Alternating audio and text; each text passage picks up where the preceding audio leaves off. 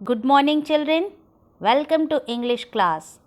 Today we'll study a poem from your Beehive book. This is poem 5. The name of the poem is A Legend of the Northland, written by Phoebe Carey. Children, this poem is a ballad. Now you will say, what is this ballad? So children, a ballad is a poem narrating a story in short stanzas. Ballad एक ऐसी poem होती है जो छोटे छोटे stanzas में एक कहानी सुनाती है। इस पोएम में जितने भी स्टेंजाज हैं वे सभी 4 लाइन्स के हैं, यानी छोटे छोटे हैं, और टोटल 16 स्टेंजाज हैं। Ballads are a part of folk culture और popular culture and are passed on orally from one generation to the next. किसी भी पर्टिकुलर एरिया में जो लोक चित्र कहानियाँ होती हैं उसे बैलेड कहते हैं। ये फोक कल्चर का हिस्सा होती है चिल्ड्रेन। ये ट्रेडिशनल कहानियाँ होती हैं जो जनरेशन टू जनरेशन आगे आगे पास ऑन होती हैं। अब ये जो कहानी है ये किस एरिया की है चिल्ड्रेन? नॉर्थलैंड एरिया की, यानी नॉर्थ पोल पास में जो एरिया है उसे नॉर्थलैंड कहा जा रहा है, जैसे कि ग्रीनलैंड, रशिया और कनाडा एक्सेट्रा।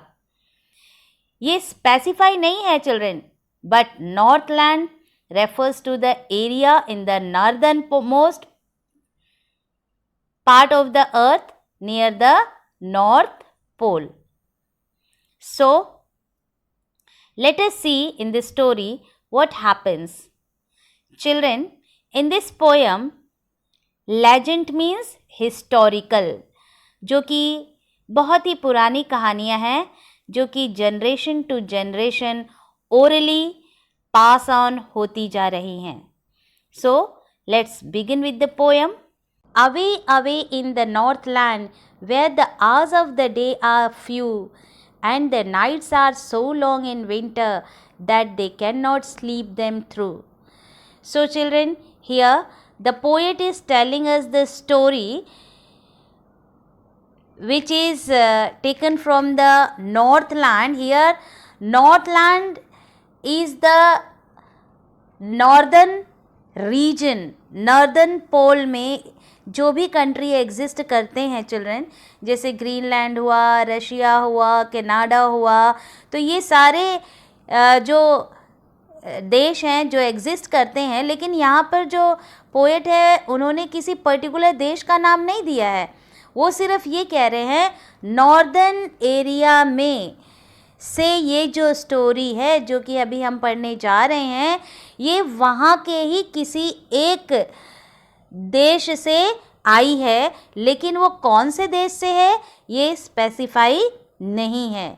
वो आगे क्या कह रहे हैं? वो कह रहे हैं कि ऐसे एरिया में जहाँ पर जो दिन हैं वो बहुत ही छोटे हैं, hours of the day are few, क्योंकि यहाँ पर सूरज की रोशनी बहुत कम देर के लिए रहती है चिल्ड्रन, तो यहाँ पर जो डेज होते हैं वो बहुत ही छोटे होते हैं।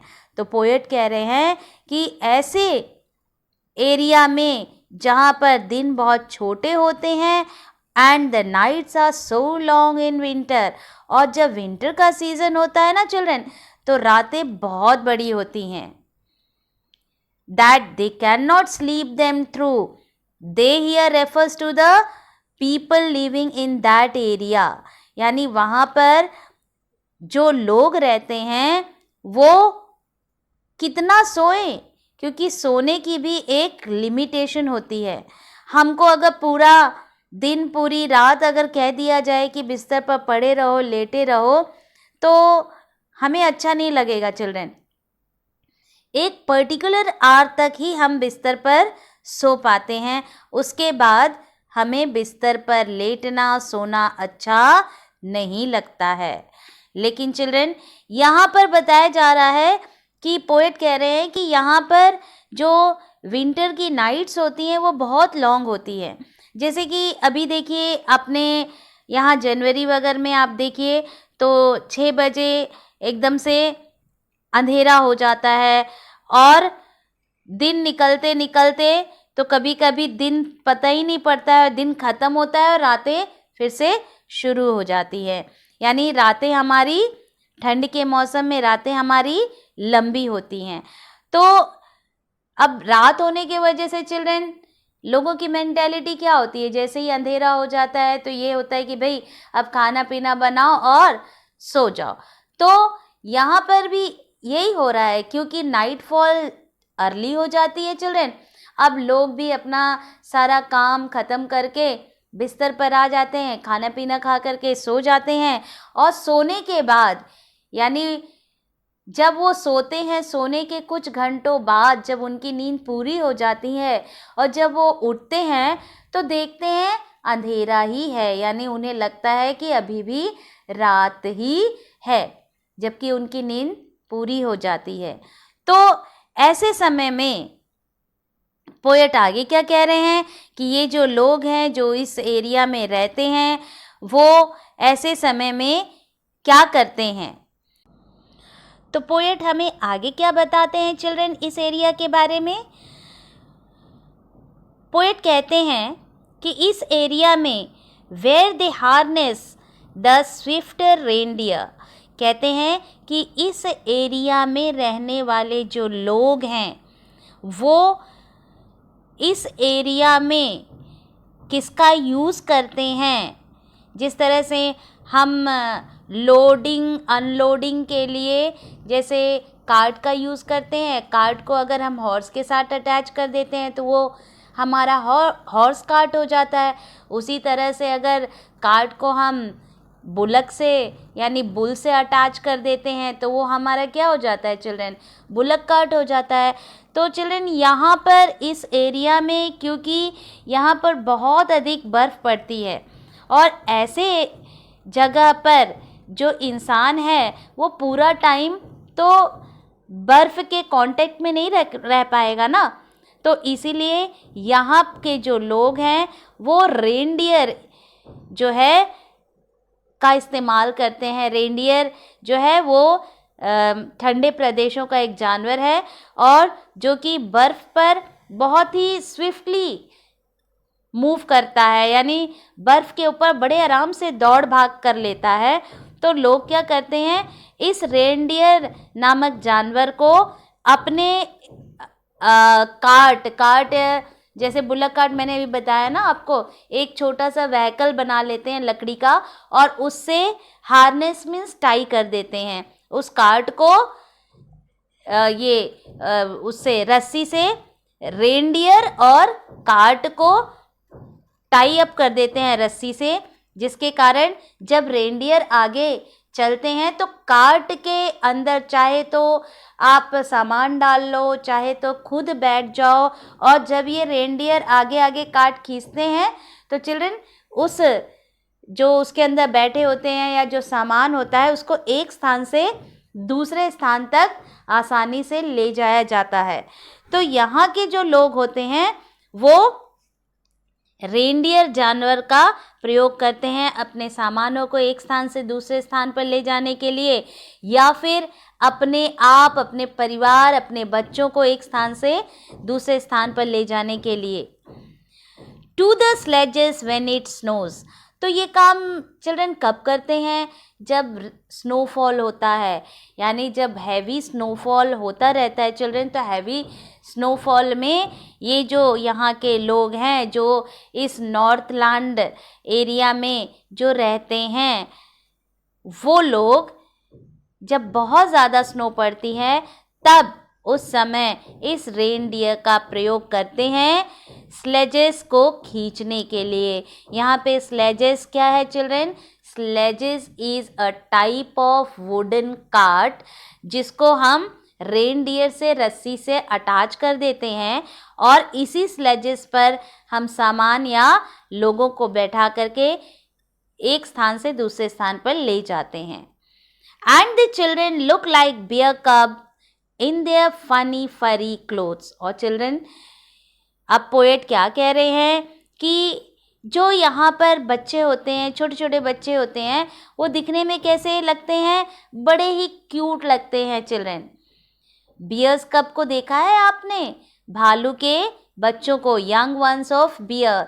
तो बिल्कुल उसी तरह से यहाँ पर जो छोटे छोटे बच्चे होते हैं, वो दूर से अगर देखेंगे तो ऐसा लगता है कि कोई बियर का बच्चा ही है। क्यों ऐसे दिखते हैं चिल्ड्रन? क्योंकि यहाँ के बच्चों को, यहाँ के लोग स्पेशल क्वालिटी का फर की तरह, जिसमें बहुत सारे रोएदार होते हैं, जिसके कारण बच्चों को ज़्यादा सर्दी नहीं लगती। एक ऐसा कोट टाइप होता है जिसमें बहुत सारे बाल ऊपर रहते हैं चिल्ड्रन, और वो बहुत ज़्यादा गर्म होता है, तो वो कपड़े पहना देते हैं बच्चों को, तो वो दूर से बस भालू के बच्चे जैसे दिखाई देते हैं, बड़े फनी दिखाई देते हैं। तो पोएट कह रहे हैं कि इस एरिया में जब बहुत अधिक सर्दी पड़ती है तो रेनडियर का यूज़ किया जाता है स्लेजेस को खींचने के लिए, और जो बच्चे होते हैं वो बड़े ही फनी दिखाई देते हैं क्योंकि वो फर वाले क्लोथ्स पहनते हैं, जिसमें ढेर सारे फर होते हैं, वो कपड़े पहनते हैं और वो बहुत ही फनी दिखाई देते हैं। दूर से मानो तो लगता है कि वो भालू के बच्चे हैं। आगे देखते हैं children. They tell them a curious story, I don't believe it is true, and yet you may learn a lesson if I tell the tale to you. तो चिल्ड्रन यहाँ पर इस स्टेंजा में दे कौन है? They are the elders, they are the parents, और them कौन है children? Them are the children like you, them are the young generation. So यहाँ पर जो पोएट है वो कह रहे हैं कि इस एरिया के जो भी पेरेंट्स हैं, जो भी एल्डर्स हैं, वे अपने बच्चों को एक बहुत ही इंटरेस्टिंग स्टोरी सुनाया करते हैं। जबकि पोएट कहते हैं कि आई डोंट बिलीव इट्स ट्रू, यानी वो इस चीज़ को मानते हैं। पोएट कह रहे हैं जो भी ये लोग कहानी सुनाते हैं अपने बच्चों को, अपने यंग जनरेशन को, मैं तो बिल्कुल भी उस जो स्टोरी ये सुनाते हैं उस पर मैं यकीन नहीं करता हूँ। मुझे वो स्टोरी तो सच्ची नहीं लगती है। लेकिन अगर मैं ये टेल आपको सुनाऊंगा, किसको सुनाऊंगा children? Whoever is reading this poem, readers.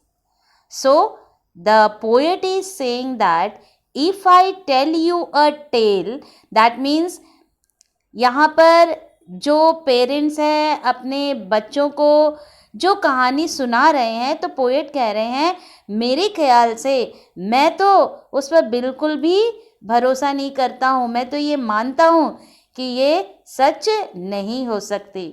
लेकिन फिर आगे कहते हैं कि अगर मैं आपको ये कहानी सुनाता हूँ तो आप इस कहानी से एक लेसन जरूर सीखेंगे, यानी you will learn a lesson from this tell.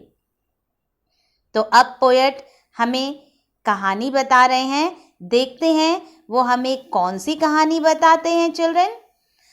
Once when the good Saint Peter lived in the world below and walked about it preaching just as he did you know।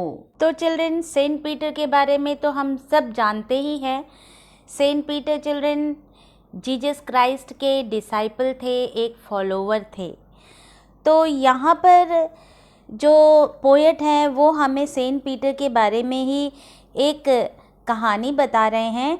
वो कहते हैं कि जब saint Peter इस धरती पर रहते थे, जब वो सरवाइव करते थे, तो उनका काम क्या था? जैसे कि वो ये कह रहे हैं कि ज़्यादातर लोग सेंट पीटर के बारे में जानते थे कि वो जब पृथ्वी पर थे तो उनका काम क्या था? वो प्रीचिंग का काम करते थे।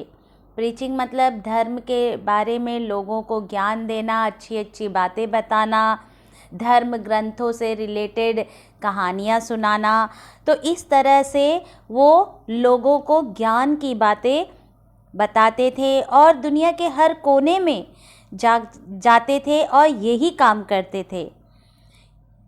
तो यहाँ पर जो पोएट हैं वो बता रहे हैं कि एक बार ऐसे ही काम करते करते, लोगों को ज्ञान का भंडार देते देते, वो दुनिया के कोने कोने में घूमते घूमते वो एक ऐसी जगह पर आए।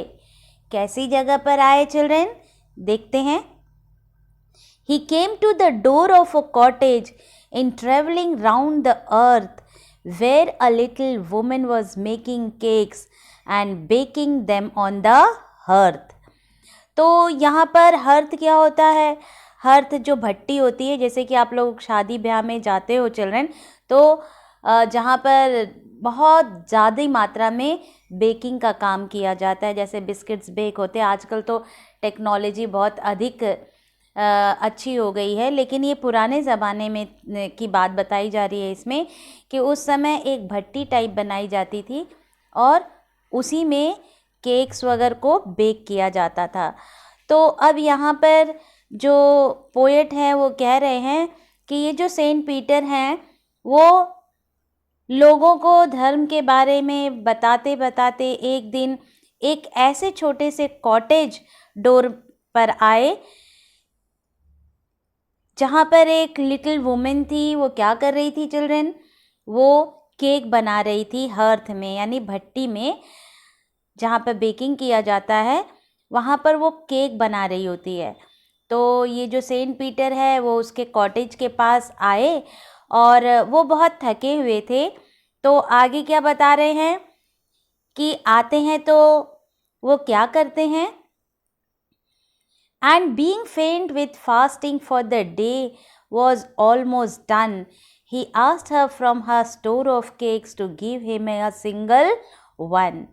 अब यहाँ पर सेंट पीटर दिन भर भूखे प्यासे प्रीचिंग करते रहे। अब उनसे भूख बर्दाश्त नहीं हो रही थी। अब उन्हें ऐसा लग रहा था कि अभी वो बेहोश हो जाएंगे, फेंट हो जाएंगे, गिर जाएंगे, क्योंकि पूरा दिन उन्होंने कुछ भी खाया पिया नहीं था। और जब चिल्ड्रन वे इस लिटिल वुमेन के कॉटेज डोर पर आए तो उन्होंने देखा कि इसने अपने जो शेल्फ्स वगैरह होते हैं उस पर केक बना बना करके सजा करके रखे हुए थे।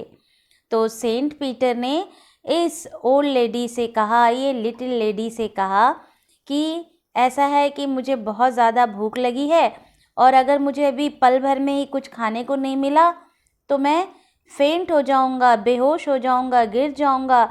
इसीलिए ऐसा करिए, आप मुझे एक अपने जो शेल्फ्स हैं उस पर जो सजाए हुए हैं आपने केक, उसमें से एक केक मुझे जल्दी से दे दीजिए।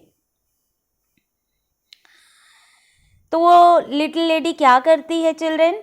सो she made a very little cake, but as it baking lay, she looked at it and thought it seemed too large to give away. अब वो जो लेडी रहती है, जब सेंट पीटर केक की डिमांड करते हैं तो अब वो जो शेल्फ पर सजाई रहती है केक, उसको नहीं देती है चिल्ड्रन। वो एक छोटा सा केक और बनाने के लिए शुरुआत कर देती है। वो फिर से सोचती है कि एक छोटा सा केक मैं बनाऊं ताकि मुझे जो शेल्फ पर सजाए हुए केक है वो मुझे देना ना पड़े। तो इससे क्या पता पड़ता है हमें कि ये जो लिटिल लेडी है वो बहुत ही माइज़र है चिल्ड्रन, बहुत ही कंजूस है। तो इसने क्या किया कि उसने एक छोटा सा केक बनाया और बनाने के बाद उसको बेक किया, और जब बेक कर दिया, बेक करने के बाद जब उसने सोचा चलो लाओ इसको उठा करके हम सेंट पीटर को दे दें, तब उन्होंने देखा कि अरे वाह, ये केक तो बहुत बड़ा है देने के लिए। तो अब उस लेडी को जो छोटा सा केक उन्होंने बनाया था, जब देने की बात आई, यानी जब वो देने के लिए सोची, तो उनको वही केक बहुत बड़ा दिखाई देने लग गया। तब क्या किया इन्होंने children? Therefore she needed another and still a smaller one, but it looked when she turned it over as large as the first had done. तो उसने वो वाला केक सेंट पीटर को नहीं दिया चिल्ड्रन, फिर उसने सेकेंड केक बनाना शुरू किया. नीडेड मतलब दोबारा उसने आटा वाटा गूंदा, यानी मैदा वैदा गूंदा जिससे केक बनाया जाता है, उसको लिया और उसको गूंथा और फिर उससे भी पहले से भी छोटा सा वो बनाया, लोई बनाते हैं ना हम लोग, तो उस तरह से लोई बनाया और फिर उसको फिर से बेकिंग में कर दिया. जब बेकिंग हो करके जब वो दूसरा वाला केक भी तैयार हुआ तो उस लेडी को वो जो केक है वो भी पहले की ही तरह बड़ा दिखने लगा चिल्ड्रन. तब क्या हुआ? Then she took a tiny scrap of dough and rolled it flat and baked it thin as a wafer, but she couldn't part with that. अब तीसरी बार उसने क्या किया? उसने बहुत थोड़ा सा स्क्रैप लिया. स्क्रैप मतलब आटे का बहुत ही छोटा सा लोई ली और उसको रोल मतलब बहुत ज़्यादा चौके और बेलन की सहायता से उसे बहुत पतला बेला. इतना पतला बेला कि वो एक वेफर की तरह हो गया. वेफर क्या होता है चिल्ड्रन? जैसे कि आप कोन वाली आइसक्रीम खाते हैं ना, तो जिसके अंदर आइसक्रीम भरी जाती है वो जो होता है उसे वेफर कहते हैं. बहुत ही हल्का होता है, बहुत ही ज़्यादा. तो अब ये जो लिटिल लेडी थी ये इतनी कंजूस थी चिल्ड्रन कि उसने इतना छोटा सा लोई लिया और उसे इतना बारीक बेला और उसके बाद जब उसने उसे भी बेक किया तो उसे भी ये केक देने का मन नहीं किया.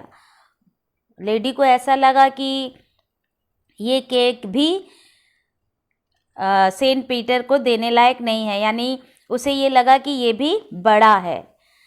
For she said, "My cakes that seem too small when I eat of them myself are yet too large to give away, so she put them on the shelf." अब यहाँ पर जब उसने बार बार केक बनाया लेकिन सेंट पीटर को नहीं दिया. अब यहाँ पे जो लिटिल लेडी है वो अपनी फीलिंग बताती है कि जब मैं अपने द्वारा बनाए गए केक्स को खाती हूँ तो वो केक मुझे बहुत ही छोटे दिखाई देते हैं, लेकिन जब मैं अपने केक किसी दूसरे को देती हूँ तो मुझे वो केक बहुत बड़े दिखाई देते हैं. ऐसे सोच करके उसने वो जो एकदम वेफर जैसे केक बनाया था ना, उसे भी उसने अपने शेल्फ में सजा लिया. तो क्या उसने सेंट पीटर को केक का एक भी पीस दिया? नहीं दिया. तो आगे क्या होता है?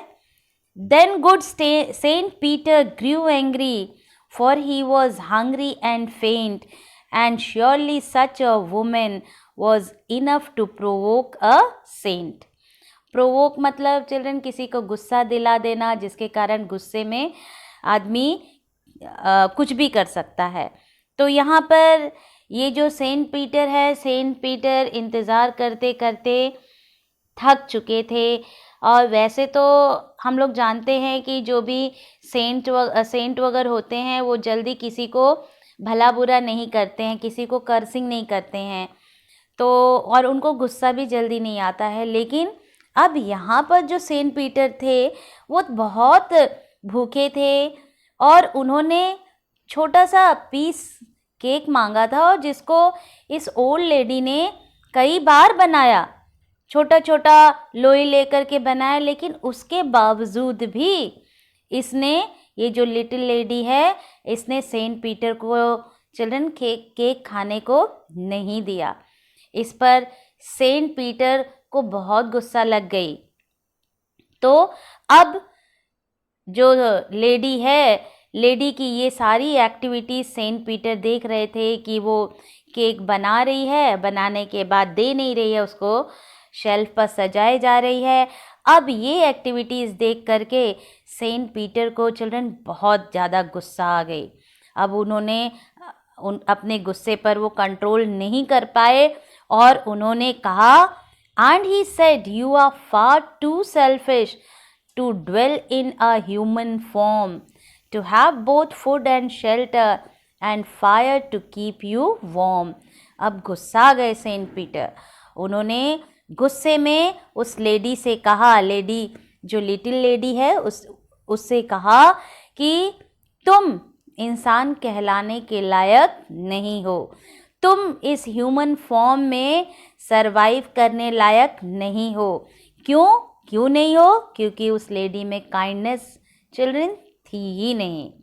तो सेंट पीटर कहते हैं कि तुम्हें भोजन भी मिला, शेल्टर भी मिला, और भगवान ने तुम्हें अपने आप को गर्म रखने के लिए आग भी दी, लेकिन तुम इन सब को सिर्फ और सिर्फ अपने तक ही सीमित रखना चाहते हो। यानी तुम्हें जो चीज़ ईश्वर ने दी है उस चीज़ को दूसरों को तुम शेयर नहीं करना चाहती, इसलिए तुम इंसान कहलाने योग्य नहीं हो। तुम्हें इंसान के रूप में इस पृथ्वी पर रहने का कोई हक नहीं है। तो सेंट पीटर गुस्से में इस लिटिल लेडी को बहुत बातें सुनाते हैं और अंत में क्या कहते हैं children? Now you shall build as the birds do and shall get your scanty food by boring and boring and boring all day in the hard dry wood. अब उन्होंने शाप दे दिया चिल्ड्रन, कर्ज कर दिया इस लिटिल लेडी को, क्योंकि इसमें काइंडनेस नहीं थी, ये किसी के ऊपर दया नहीं दिखा रही थी। तो अब सेंट पीटर ने कहा, तुम्हें ह्यूमन फॉर्म में रहने का कोई हक नहीं है, क्योंकि तुम में इंसानियत है ही नहीं। तो उन्होंने कर्सिंग कर दिया और उन्होंने कहा कि अब तुम्हें एक बर्ड की तरह अपना जीवन बिताना पड़ेगा, और जिस तरह से एक बर्ड थोड़ा सा भोजन खाती है लेकिन उसके लिए वो बहुत मेहनत करती है चिल्ड्रन। और कौन सा बर्ड बनने के लिए शाप दे दिया? वुडपेकर जानते हैं आप लोग? वुडपेकर की चोंच लंबी सी होती है चिल्ड्रन, और वो जो वुड होता है, जो पेड़ की स्टैम्प होती है, उसमें cut cut cut cut cut करती रहती है, बहुत ज़्यादा डिगिंग करती हैं। डिगिंग करने के बाद उनको कभी कभी सूखी लकड़ियों पर डिगिंग करती हैं, और डिगिंग करने के बाद सूखी लकड़ियों में जो छोटे छोटे कीड़े होते हैं उन कीड़ों को खा करके वो अपना पेट भरती है। तो अब सेंट पीटर गुस्साने के बाद इस ओल्ड लेडी को, इस लिटिल लेडी को शाप दे देते हैं और कहते हैं कि जाओ, अब तुम्हें अपना जीवन एक पक्षी की तरह जीना पड़ेगा, और थोड़े से भोजन के लिए तुम्हें कड़ी कड़ी मेहनत करनी पड़ेगी। बोरिंग करना, बोरिंग मतलब डिगिंग करना चिल्ड्रन, जैसे वुडपेकर जो होता है वो ड्राई वुड पर डिगिंग करता है। तो बहुत ज़्यादा डिगिंग करने के बाद तुम्हें उसमें से कुछ भोजन मिलेगा, और डिगिंग करके तुम्हें अपना शेल्टर भी बनाना पड़ेगा। शेल्टर कैसे बनाना पड़ेगा चिल्ड्रन? जैसे कि आप लोग देखते हो पेड़ के स्टेम पर बहुत सारे पक्षी ना गड्ढा बना करके उसमें रहते हैं।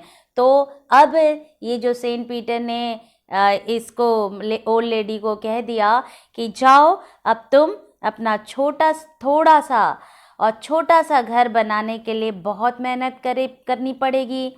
डिगिंग करके तुम्हें अपने ड्वेलिंग प्लेस बनाना पड़ेगा, रहने का स्थान बनाना पड़ेगा, और डिगिंग करके ही तुम्हें अपना भोजन भी अर्न करना पड़ेगा, और भोजन की समस्या भी हल करनी पड़ेगी। यानी इस तरह से ये जो सेंट पीटर हैं, इन्होंने इस लिटिल लेडी को कर्ज दे दिया, शाप दे दिया। और उसके बाद क्या हुआ चिल्ड्रन? जैसे ही उन्होंने ये शाप दिया तो क्या होता है? Then she went through the chimney, never speaking a word, and out of the top of flew a woodpecker, for she was changed to a bird. जैसे ही शाप दिया वैसे ही अब ये जो लेडी थी she converted into a bird. What happens, वो जो lady जहाँ पर बेक करती थी ना चिल्ड्रन, तो जैसे कि हमारे घरों में चिमनी रहती है, तो चिमनी निकलती कहाँ है, छत के ऊपर बाहर निकलती है. तो ठीक उसी तरह इस लेडी के घर में भी क्योंकि बेकिंग करती थी तो इसके यहाँ चिमनी लगी थी. तो जैसे ही ये शाप सेंट पीटर ने इस लेडी को दिया तो अचानक वो चिमनी में से बाहर निकली और एक भी शब्द नहीं बोली. और चिमनी में से जब वो चिल्ड्रन बाहर निकली तो वो एक ओल्ड लेडी के रूप में नहीं निकली.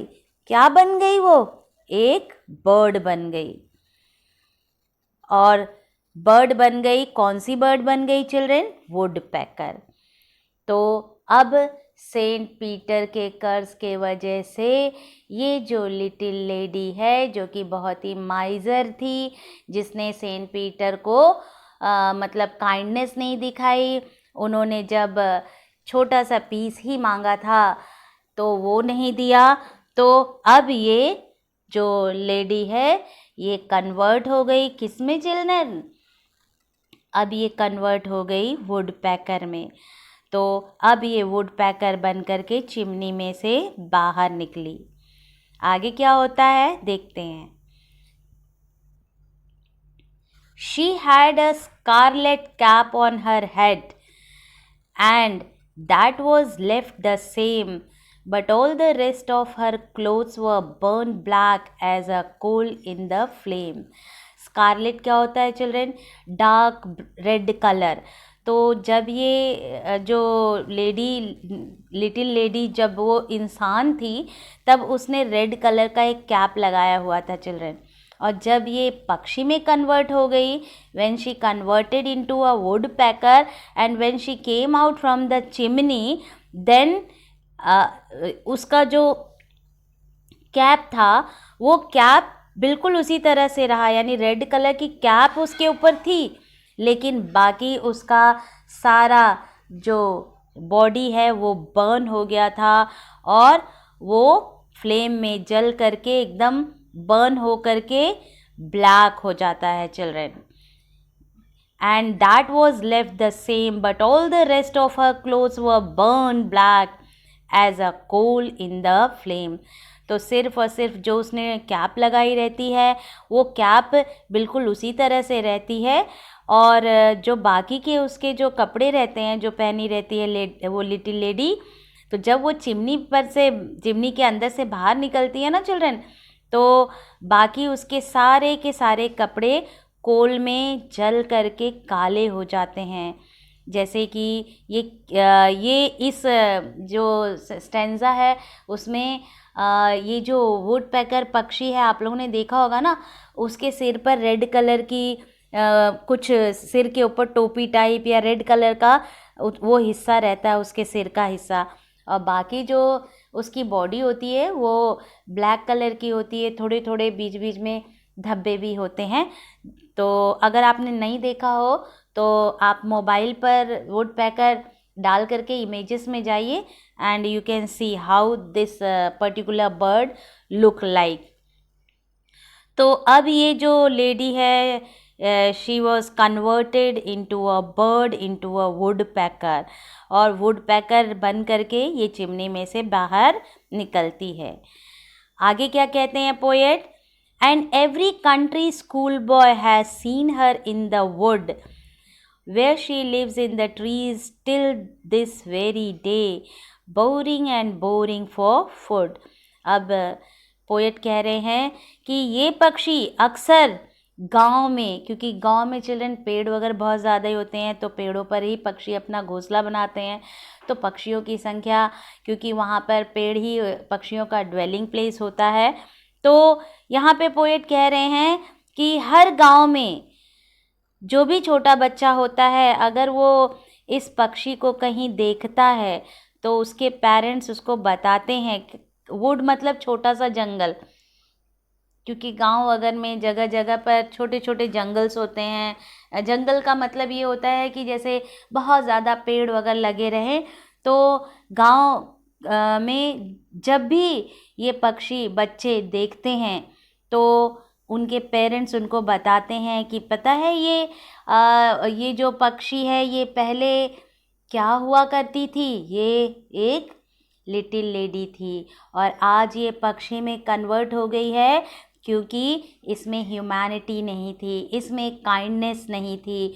और ये सेंट पीटर जो कि एक फॉलोवर थे, एक शिष्य थे जीसस क्राइस्ट के, उनके शाप के वजह से आज वो जो लिटिल लेडी थी आज वो वुडपेकर बन गई है। यानी जो लोग होते थे वो अपने बच्चों को जब भी वुडपेकर को देखते थे तो बच्चों को बताते थे, रिकॉल कराते थे ये स्टोरी कि ये जो वुडपेकर है वो एक लिटिल लेडी थी, लेकिन काइंडनेस और ये ह्यूमैनिटी ना होने के कारण इसको जीसस क्राइस्ट के शाप के कारण अब ये एक वुडपेकर बन गई है, जो कि आज इसको इतनी मेहनत करनी पड़ती है अपने भोजन के लिए।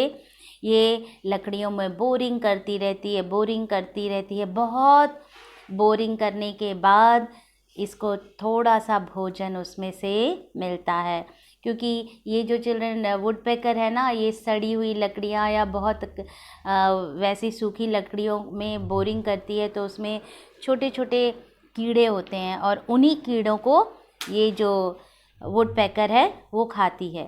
तो इस तरह से यहाँ पर जो पोएट हैं उन्होंने ये टेल हम रीडर्स को सुनाई। तो चिल्ड्रन हमें क्या लेसन मिला? हमें ये लेसन मिला कि हम ह्यूमन बीइंग हैं, इसलिए हमारे में ह्यूमैनिटी होनी चाहिए। अगर हम में ह्यूमैनिटी नहीं है तो हम ह्यूमन बीइंग कहलाने लायक नहीं हैं। So children, with this we come to an end of the poem. We'll meet with some other topic in the next class. Till then, keep revising the course and stay safe. Thanks for watching.